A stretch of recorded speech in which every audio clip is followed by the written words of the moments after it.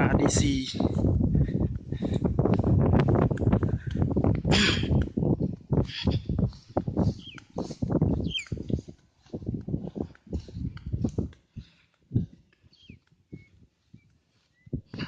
Agricultural equipment harvesting rice has solved the problem at the farm field.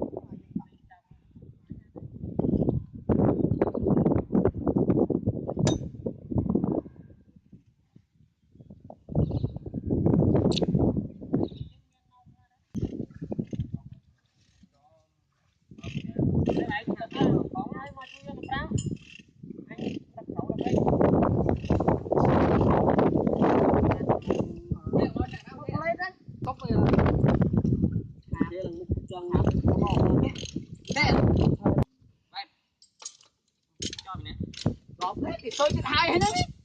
Làm cua một phần cái đang vô vào đằng qua là không hết. Hay mà chọn cái làm chưa. Anh đi cho ba cho phía sau máu mắt anh mở.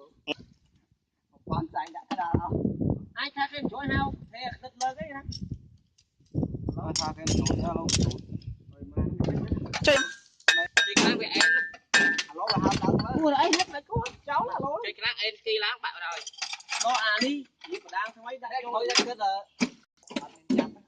Alo múc anh mà alo múc giết cặp cái múc nắng ở sau đó đây té ở đây mà phân đặc biệt là lư của anh cặp sau bay té đạn đang hết phần tay và đô của đạn làm múc tôi ăn to mà khỏi mà con to nó tất cả nó phải ăn mau đặt lông lăng với mình mau thế luôn ăn nó fried pro cái tất cả ăn mau đấy mau là mau chết đấy đi từ ngu tết hay mau sợ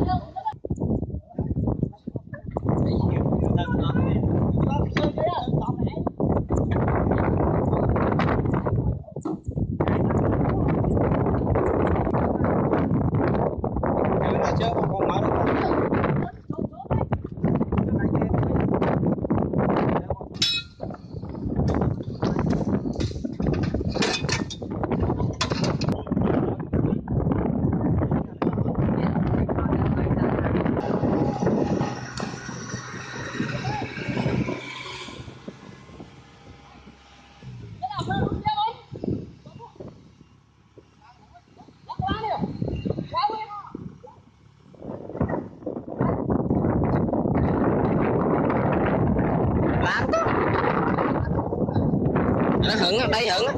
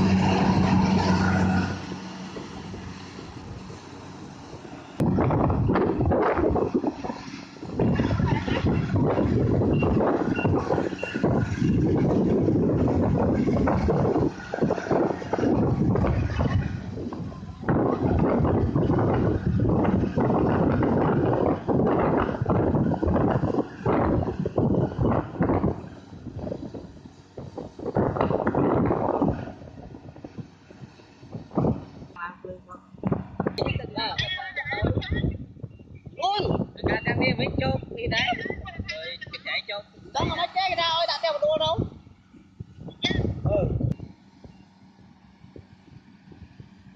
Chăm vô lại không muốn sợ.